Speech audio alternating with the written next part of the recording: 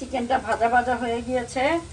আমি এই যে 1 টেবিল চামচ এইখানে সয়া সস আর ফিশ সস মিলানো আছে দিয়ে দিব। আমি অল্প একটু চিলি সস। আমরা ওই পরোটা বানাই ঠিক ডোটা আমি ওইভাবে গুলে 2 কাপ মেজারমেন্ট কাপের 2 কাপ ময়দা নিয়েছি আর চিনি।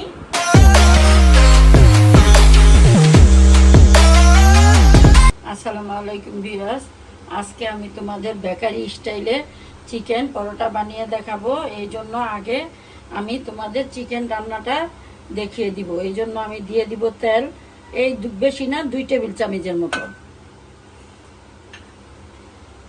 দিয়ে দিব। 1 বাটি পেঁয়াজ কাটা।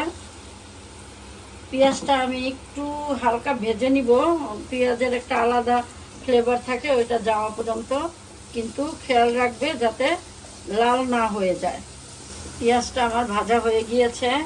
এখন আমি এই যে বুকের একটা বড় বুকের মাংস আমি আদা রসুন আর গোলমরিচের গুঁড়া দিয়ে সিদ্ধ করে নিয়েছি, কালো গোলমরিচের গুঁড়া দিয়েছি। এখন আমি একে একে আমি এইখানে অন্য কোনো মশলা দিব না। এইখানে আমি এই টমেটো সস নিছি 1 টেবিল চামচ, এই বুঝতেই পারতেছো হাফ চামচের থেকে কম হলো বারবিকিউ সস, আর চিলি সস 1 চা চামচ।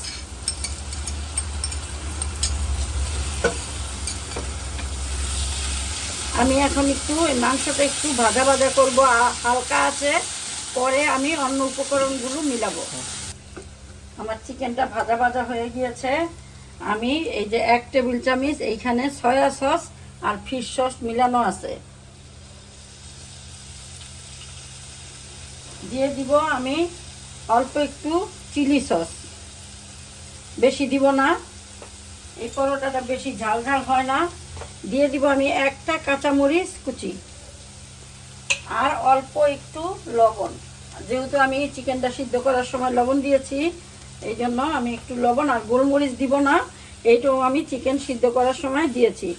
এখন আমি একটু নাড়াচাড়া দিয়ে মিনিট খানিক রেখে নামিয়ে ফেলবো।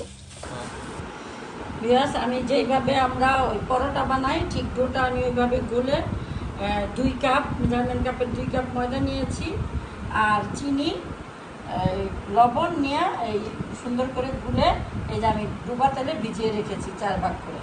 এখন আমি একটা উঠিয়ে নিব।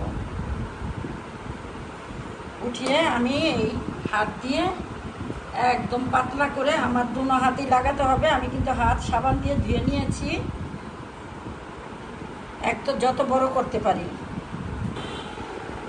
একটু ধৈর্যের কাজ, এই হাত দিয়ে আস্তে আস্তে চাপ দিয়ে সামনের দিকে এভাবে টেনে টেনে, এই যে এটা দেখো আমি এত বড় করেছি, দেখছো আমার এটা কিন্তু পাতলা হয়ে গিয়েছে একদম কাগজের মতো। এখন আমি আস্তে করে উঠিয়ে এটা এইভাবে পরোটার মতো ভাঁজ করে নিব।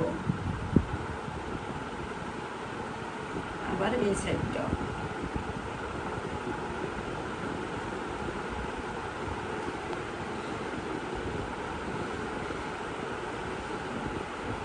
এইভাবে করে আমি যে ওই যে চিকেনের পুরটা করছি, ওই পুরটা আমি মাঝখানে দিয়ে আমি এইভাবে এটা ফোল্ড করে দিব। খেয়াল করতে হবে যাতে ফাঁকা না থাকে। এইভাবে করে আমি এটাকে আবার 10 মিনিটের জন্য রেস্টে রাখবো। আমি সবগুলো কমপ্লিট করে রেখেছি। এখন আবার আমি একটা উঠাবো, আস্তে আস্তে আস্তে আস্তে চাপ দিয়ে একটা পরোটার শেপ দিয়ে নিব। আমার পরোটার মতো শেপ হয়ে গিয়েছে। এখন আমি আলতোভাবে উঠিয়ে এই ওভেনের ট্রেতে বিছিয়ে দিব। আমি তোমাদের ওভেনও দেখিয়ে দিব, চুলায়ও দেখিয়ে দিব। আমি ওভেনটা 10 মিনিট প্রিহিট দিয়ে রেখেছিলাম। এখন আমি পরোটাগুলো দিয়ে ওভেনে 150 সেলসিয়াসে 10 মিনিটের জন্য, 10 থেকে 15 মিনিটের ভিতরেই হয়ে যাবে, দিয়ে দিলাম। আর এই দিকে আমি চলে যাব, আরেকটা পরোটা রেখেছি, ওটা চুলায় ভাজতে চলে যাব। আমি চুলায় আগেই তাওয়াটা বসিয়ে রেখেছিলাম গরমে। এখন আমি পরোটাটা দিয়ে দিব, আস্তে দিতে হবে। এখন পরোটা যেইভাবে বাজে ঠিক আমি আস্তে আস্তে লাল লাল করে ভেজে নিব। দেখো আমার চিকেন পরোটাগুলো হয়ে গিয়েছে। আমি এখন নামিয়ে পরিবেশন করে দেখাবো। দেখো আমার চিকেন পরোটাগুলো হয়ে গিয়েছে। এইটা আমি চুলায় ভেজে নিয়েছি। আমি একটা ওভেনে ভাজা কেটে দেখাই। এটা খুব ক্রিস্পি হয়।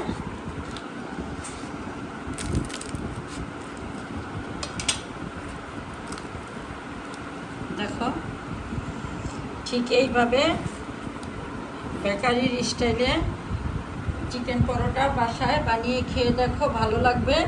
আর ভালো লাগলে আমাকে লাইক, কমেন্টস, সাবস্ক্রাইব করে দিও। আল্লাহ হাফেজ।